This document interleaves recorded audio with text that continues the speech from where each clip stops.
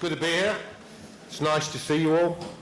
It's nice to be at liberty. And let me say, if anybody here is minded to start a chant of lock him up, we will initiate emergency membership suspension procedures. So I'm going to present the annual plan. It is, as always, structured around 4 key objectives, which I will address briefly in turn, and those are also going to set the frame for our debates today. But I want to begin by saying something about the moment in which we gather here today, about the strategic priorities that have informed all of our work for the past 16 months, but for years before that, and that today we need to reassert as we make our plans for 2025. We know that we gather here 2 weeks into a ceasefire in Gaza, a ceasefire that has been a central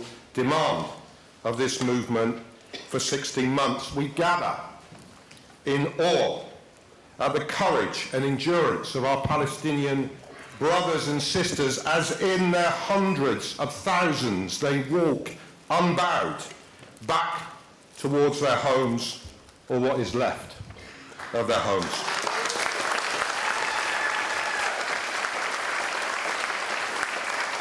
Friends, we gather sharing their trepidation that this ceasefire will not last, as Netanyahu openly boasts that this is just a temporary pause, a moment for Israel to rearm with 2,000-pound bombs newly shipped from the United States.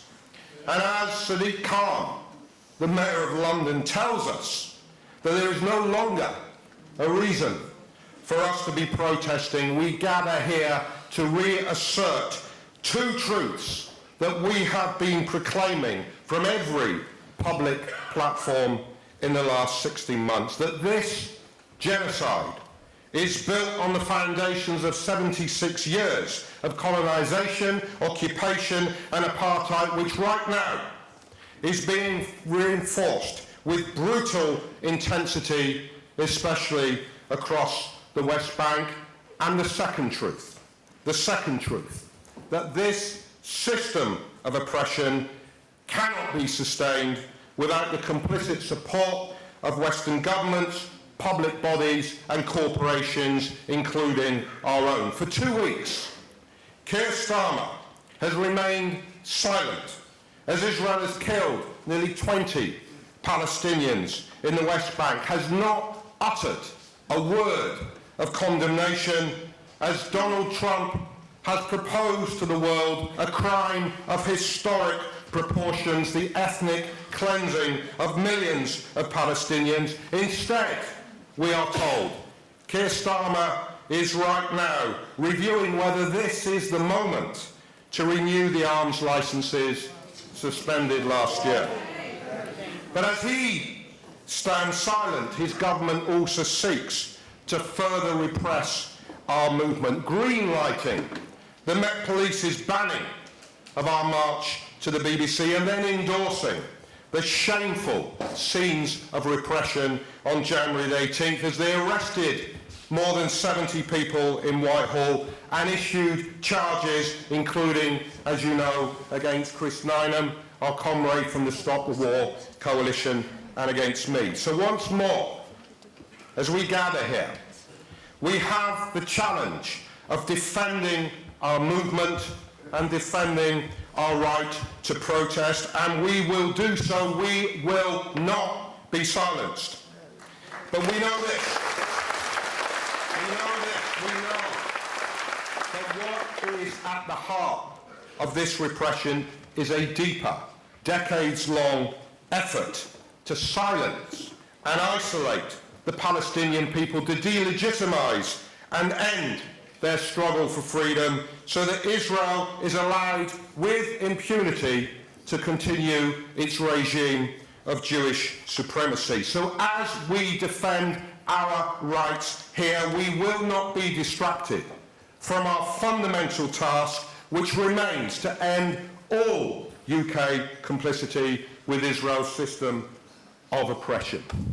And friends, we will not be distracted from the core strategy that informs how we will undertake that task. Our strategy, mapped out over many years, has been to build a broad and mass movement of solidarity that combines the grassroots power of our branch network with our ability to build institutional support at a national level with progressive bodies. We have seen this, the results of this, played out over the last 16 months as we have led the opposition in the UK to Israel's genocide. The grassroots power has been manifested in the unprecedented numbers coming to the streets, not just on the national marches, but also on all of the local and regional days of action. And in the aftermath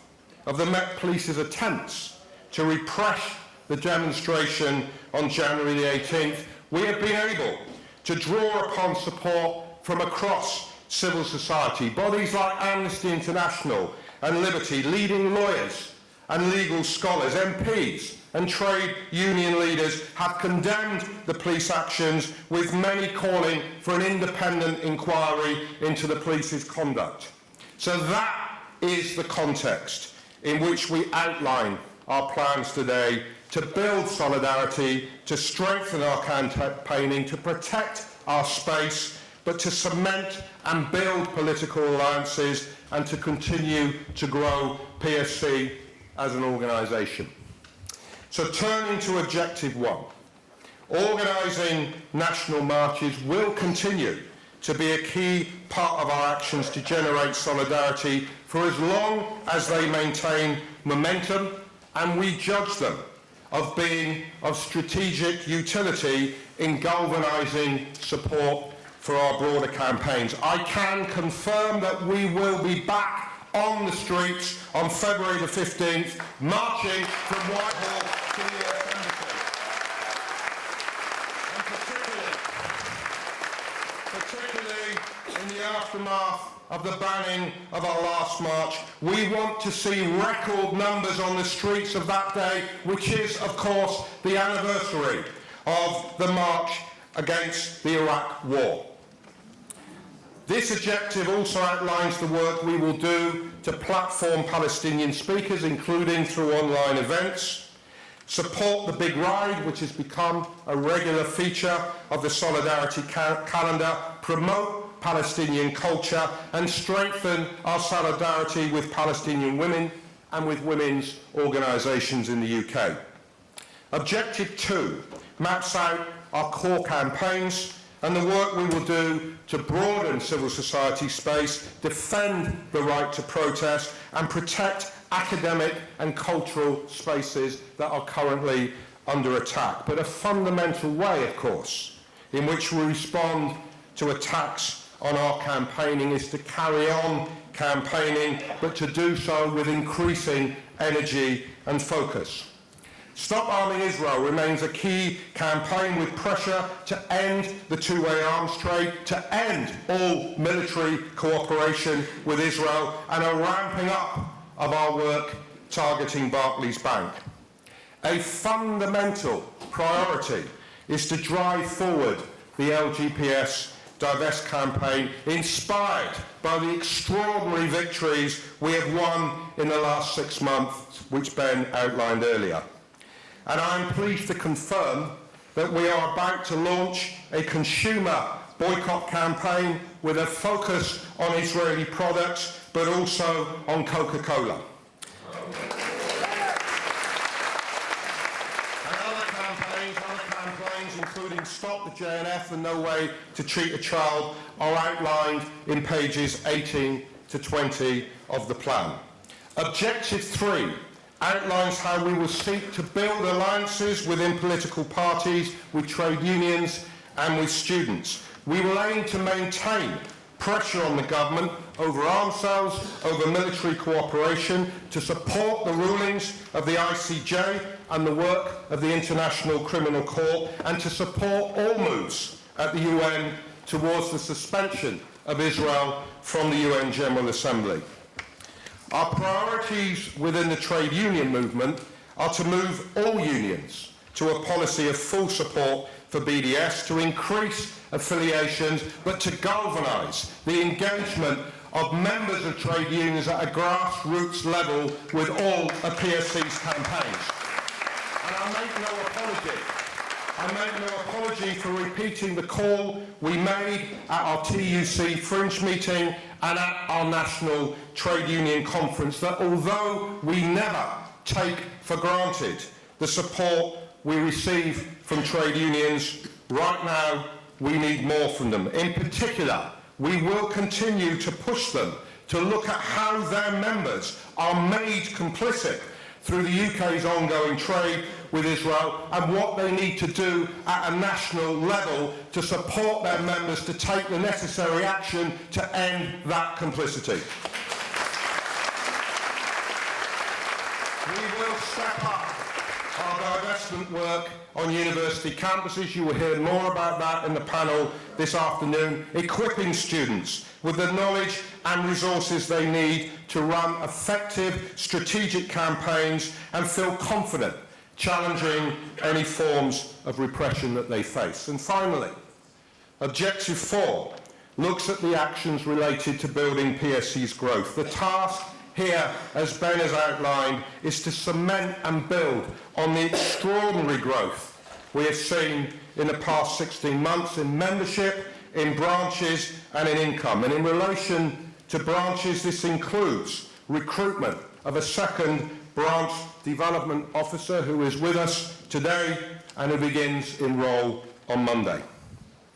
So friends, we enter 2025 in a challenging political environment, fighting authoritarianism here and across the world as Trump returns to the presidency and the far right continues to be on the march globally, united in its support for Israel. We know that the fight for the rights of the Palestinian people is central to that broader global struggle for all of our rights. This movement of solidarity and justice is founded on hope.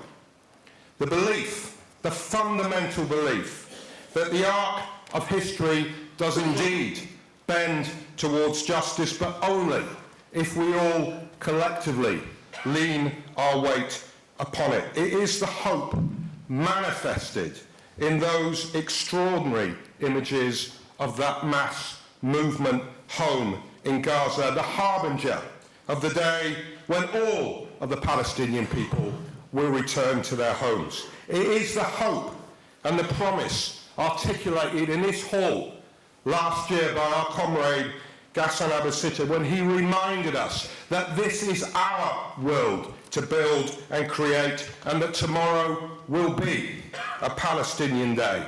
It is in that spirit that we make our plans today. It is with that spirit that we will return in our hundreds of thousands, dare I say, our millions, to the streets on February the 15th. And at the risk of repeating myself, we do not stop. We never stop until all of the walls of apartheid that imprison and oppress the Palestinian people are crumbled into the dust, until every Palestinian scattered across the globe is free to return, and on every inch of their historic homeland, in Jaffa, in Rafah, in Ramallah and in Jerusalem, are finally free. Onwards together.